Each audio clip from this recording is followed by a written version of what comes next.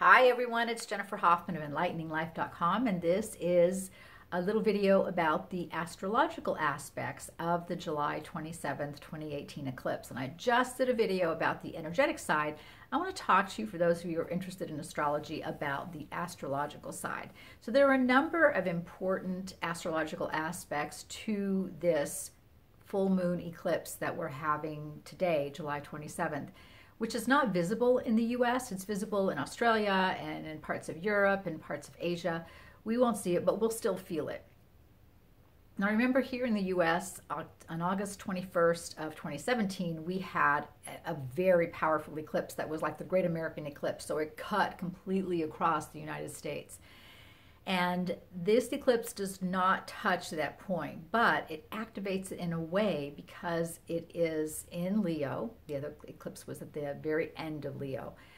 And it's on that Leo-Aquarius axis.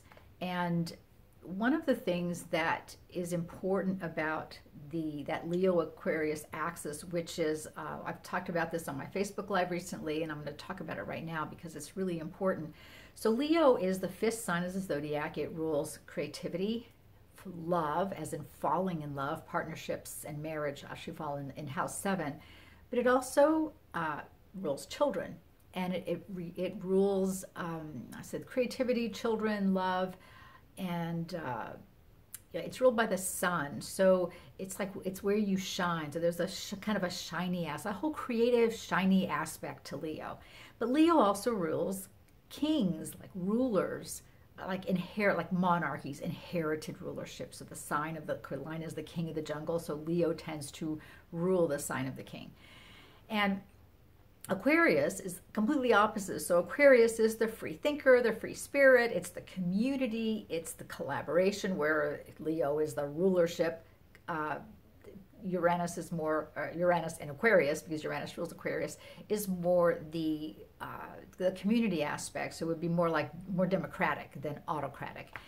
And also, this eclipse touches exactly on the moon's nodes. Now, you know, the moon's nodes are two imaginary points on the ecliptic, and there's no planet called the moon's node. It's just a mathematical sign, but it's very important because the north node looks at where you are in this lifetime. The south node is all about karma.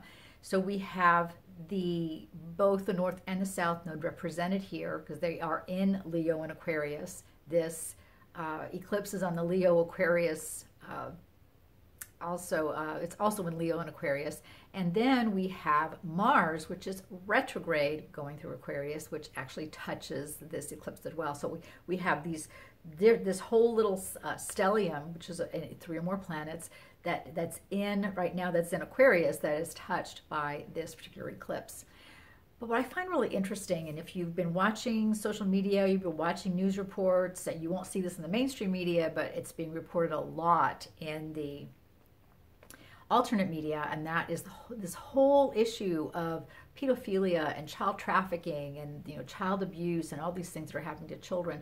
That is all coming out now, and it's coming out. It's horrible stuff, and it's heartbreaking. But it's this seedy underbelly of Hollywood and government and all these different things. And all of a sudden, it's making the mainstream. It's making the mainstream news to some extent. But everyone's talking about it. All these people are coming out and being charged with these things and being uncovered as being pedophiles and things like that.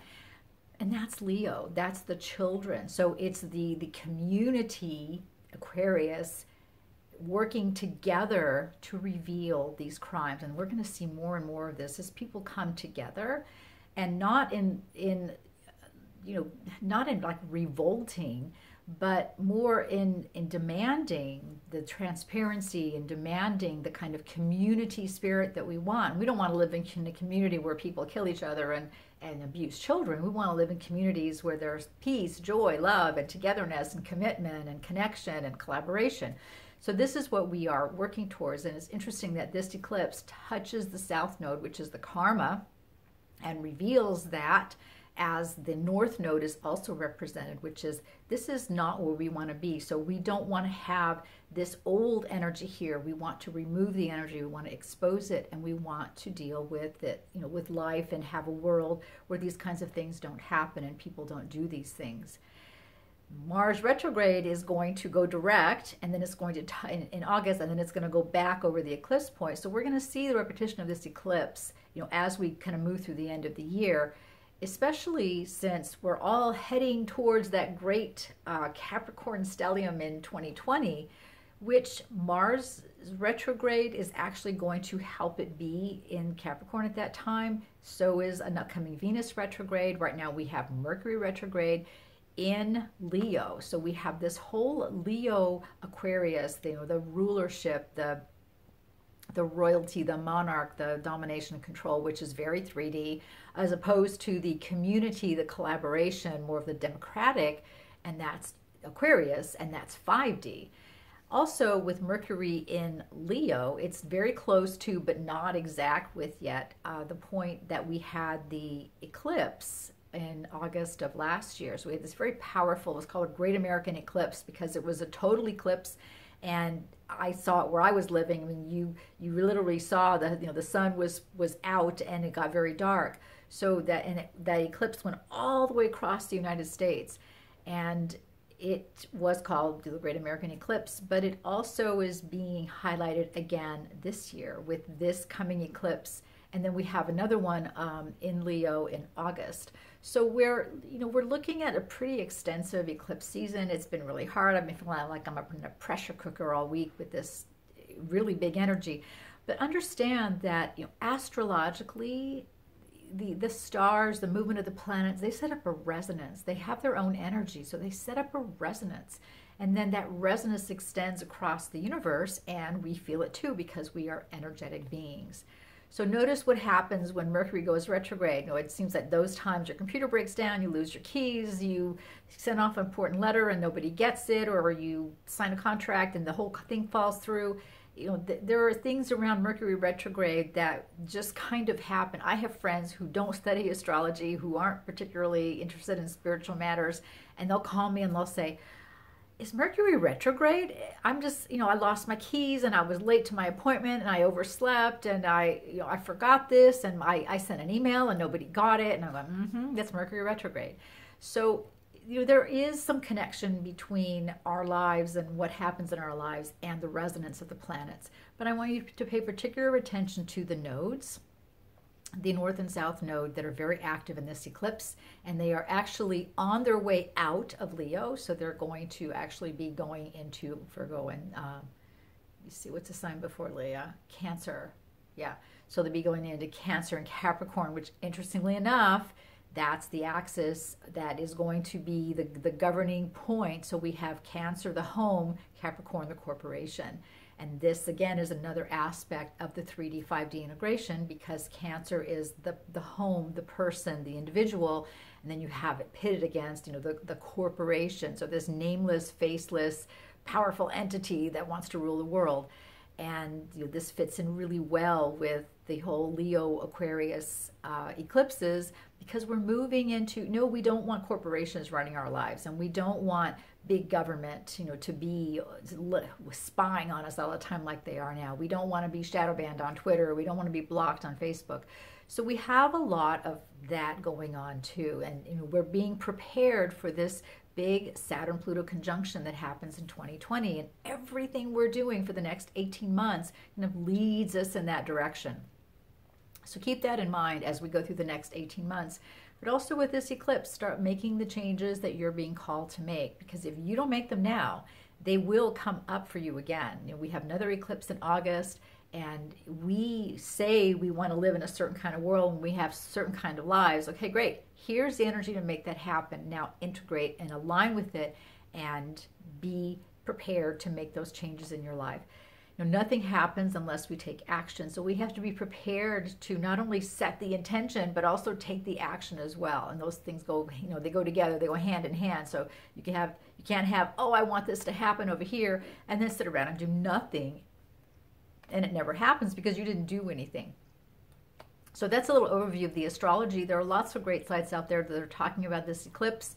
And, it's an exciting time. We have needed these changes to happen. The the problem, again, we're dealing with the collective. So one of the things that happens on the collective level is the collective has to kind of be a collective. They have to be a community. So even though many of the things that we're hearing about now have been going on for many, many years, there wasn't enough collective awareness to be able to bring them out, to make any changes, and now all of a sudden there are. So now the collective is strong enough and aware enough and open enough that it can be, that information, those that kind of knowledge can be shared, and people don't go, oh, that's not possible. Instead they go, oh, that's interesting. Yeah, I was kind of thinking about that, and I can see where it's happening, and no, I don't want this, or I do want this, or what can I do to make this change happen? So people need to be aware first before they can make the changes second. And that's what's coming up. So enjoy the day, enjoy the eclipse. Remember, eclipse energies can last for 6 to 12 months and even a little bit longer sometimes. And this one has a really strong resonance. It follows on the heels of one we had 2 weeks ago. That was another really powerful eclipse because it was conjunct Pluto. And it was, again, on that Cancer-Capricorn axis. So we have the Cancer-Capricorn axis of, the individual, the corporation. We have the Leo-Aquarius, which is the ruler, the monarch, the creativity, the children, and the community. So we are seeing this push-pull that's pulling us more into this 5D paradigm of collaboration and connection and self-awareness and energetic sovereignty, and pulling us out of the 3D paradigm of domination, power, and control, where we have no power and we have no creativity and everything is stifled.